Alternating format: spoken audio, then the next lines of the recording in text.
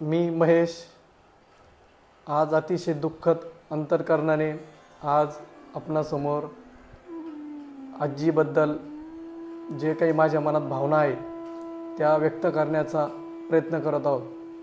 29/5/2025 रात्री 11:45 आजींनी देहत्याग केला आणि माझ्या मनात एक इच्छा होती का ह्या पूर्ण पंचक्रोशीत आज आजीबरोबरचं या ठिकाणी कुणीच नव्हतं आणि आजीचं एक 100व्या वर्षाकडे वाटचाल आजीने चालू केली होती. तर माझी अशी इच्छा होती की आजीचा आपण एक वाढदिवस साजरी करावा. परंतु एप्रिल महिन्यात फार तीव्र उष्णता आणि त्यामुळे आजीचं हळूहळू जेवण कमी झाले आणि कामाच्या धावपळीत मलाही शक्य झालं नाही आणि ती खंत माझ्या मनात तशीच राहिली. म्हणून आज माझ्या मनात एक विचार आला का आजी आणि बाबा या दोघांच्या आशीर्वादामुळे यांच्या संस्कारामुळे आज आपण या ठिकाणी आज समाजामध्ये चांगल्या प्रतीचं जीवनमान जगत आहोत. तर हेच जीवनमान जगण्याकरता त्यांची सावली आणि त्यांचा आशीर्वाद हा आपल्यासोबत कायम राहावा म्हणून एक त्यांच्या दोघांच्या जीवनपट मांडण्याचा एक माझा प्राथमिक प्रयत्न आहे आणि तोच प्रयत्न या पुढील काही मिनिटांमध्ये दाखवण्याचा मी प्रयत्न करत आहात. तरी आज येथे सर्व शोकाकुल वातावरणात आज या ठिकाणी जमलेले सर्व मित्रपरिवार, पाहुणे रावळे, आप्तेष्ट, सामाजिक, राजकीय, शेती वर्गातून, वारकरी संप्रदायातून आज या ठिकाणी सर्व जो समुदाय जमला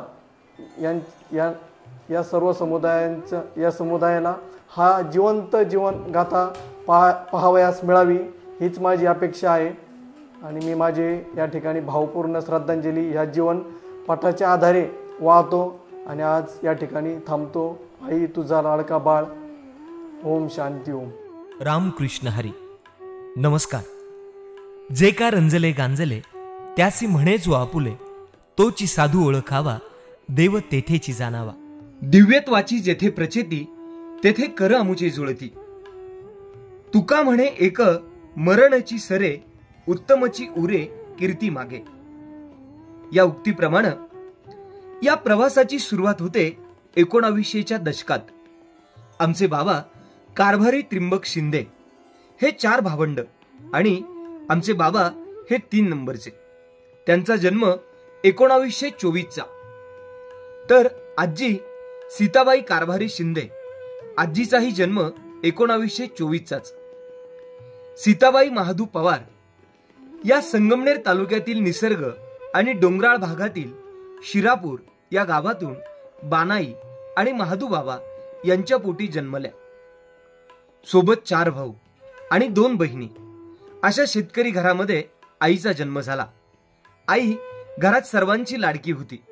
तसेच आईचे बाबा आईला पहिलवान म्हणत, कारण आईचं खाणं पिणं आणि शरीर अगदी त्याच पद्धतीनं होतं. गुण्यागोविंदानं आईचे बालपण पूर्ण झालं. तदनंतर सन 1945 साली स्वातंत्र्यपूर्व काळात आजीचा विवाह कोपरगाव तालुक्यातील श्री क्षेत्र उक्कडगाव या ठिकाणी राहत असलेल्या शिंदे परिवाराशी झाला आणि नवीन ऋणानुबंध जोडले गेले. 3 जावा असा परिवार होता आणि जावा भावामध्ये विशेष खूप प्रेम होते. ब्रिटिशकालीन राजवट हे आई बाबा आम्हाला नेहमी सांगायचे. आमचं गाव मराठवाडा सरहद्दीवर असल्यानं 3 किलोमीटर पुढे निजामशाहीचं राज्य होतं आणि या राज्याचा कसा त्रास असायचा हे आई बाबा आम्हाला नेहमी सांगायचे. आमचे बाबा कारभारी यांना पांडुरंगांची प्रचंड आवड आणि गोडी. त्यांना संसारामध्ये जास्त मन रमत नव्हतं. त्यांना वारी, भजन, कीर्तन अशा प्रकारची अध्यात्माची फार आवड.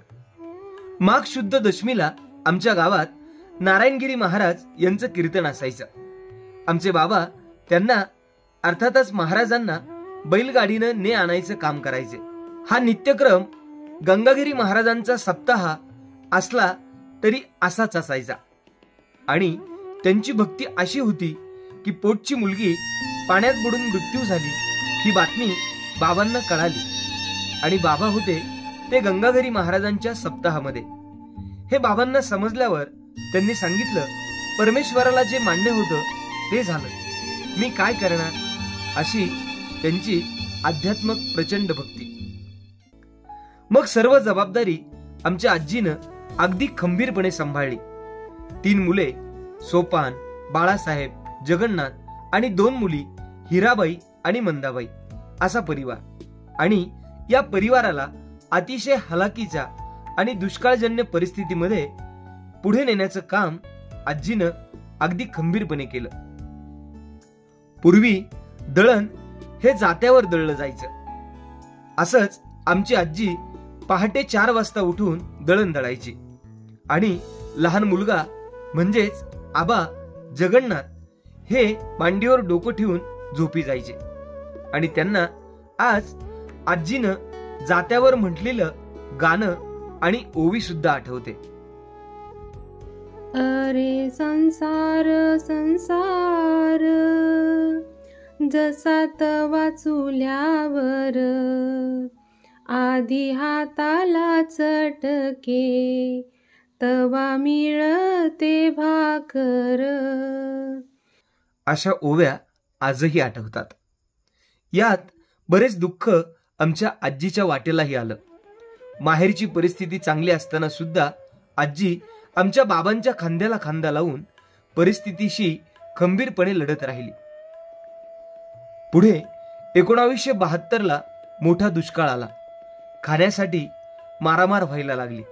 त्यासाठी आजीनं आणि आमच्या कुटुंबानं भरपूर अशी मेहनत घेतली.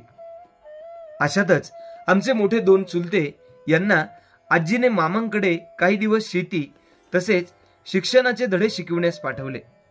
आमचे मोठे चुलते सोपानराव यांनी सालानं तसंच विहिरी, बारव यामध्ये बरंच काम केलं. आणि बाळासाहेब यांनी मामाकडून राहून शेती सुद्धा केली. जगन्नाथ यांनी शालेय शिक्षण पूर्ण करावं ही आईंची इच्छा होती आणि त्यांनी ते जिद्दीनं आणि चिकाटीनं पूर्ण करून दाखवली. बहीण कैलासवासी मथुराबाई भीमाजी पारासूर यांचंही 2008 मध्ये दुःखद असं निधन झालं. लेकींचे तर आईच्या वाटेला पूर्ण दुःखच आलं. हिराबाई यांना खोपडी तर मंदा यांना अकोले या ठिकाणी दिलं होतं. हिराबाई यांचं अकस्मात निधन झालं आणि मीना आणि राजू असे 2 भावंडांचे संगोपन हे सुद्धा शिंदे परिवारानंच या काळात केलं. मंदाबाईच्या वाटेला ही पती आणि बापू मुलगा यांचं प्रेम लवकरच हरपून गेलं. पुढे दिवसामागे दिवस बदलू लागले आणि आई बाबा यांच्या पुण्याईनं घरदार झालं. तिघांचेही लग्न झाले. शेतीत वाढ झाली. 2 मुले शेती तर लहान मुलगा ग्रामसेवक या सरकारी पदावर रुजू झाला. घरदार जसं काही गोकुळानं भरून गेलं. नातीचं लग्न होऊ लागलं.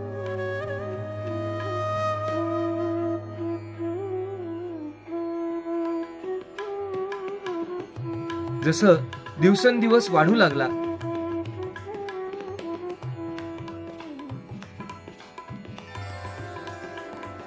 तशी शिंदे परिवाराची नाळ ही पवार, पांडे, चौधरी, दुशी, लिंगायत अशा परिवारासोबत ऋणानुबंधनाचं घट्ट नातं जोडू लागले. सन 2000च्या सुमारास बाबा एका गाठीच्या निमित्तानं आजारी पडले आणि 8 ऑगस्ट 2001 रोजी त्यांचंही दुःखद असं निधन झालं. तदनंतर आजीनं सर्व परिवाराला एकत्रित घेऊन पुढे सर्व कुटुंबाला समाजामध्ये मान मिळवून दिला. मुलांनाही नातवंडे आली. आज शिंदे परिवाराचं नाव समाजामध्ये अतिशय चांगलं आणि अभिमानानं घेतलं जातं. असा नावलौकिक खरं तर शिंदे परिवारानं निर्माण केलाय. आपल्या शेतीसोबतच आज सर्व नातवंडे वेगवेगळ्या व्यवसायात तसेच नोकरीमध्ये अतिशय कार्यतत्परतेनं कार्य करतायत. असं सर्व काही कुटुंबाचं गोकुळच झालं. काळाचा महिमा काळच जाणे, कठीण तुझे अचानक जाणे. आजही घुमतो स्वर तुझा कानी, वाहताना श्रद्धांजली डोळ्यात येते पाणी. विनम्र अभिवादन आणि भावपूर्ण आदरांजली. ओम शांती.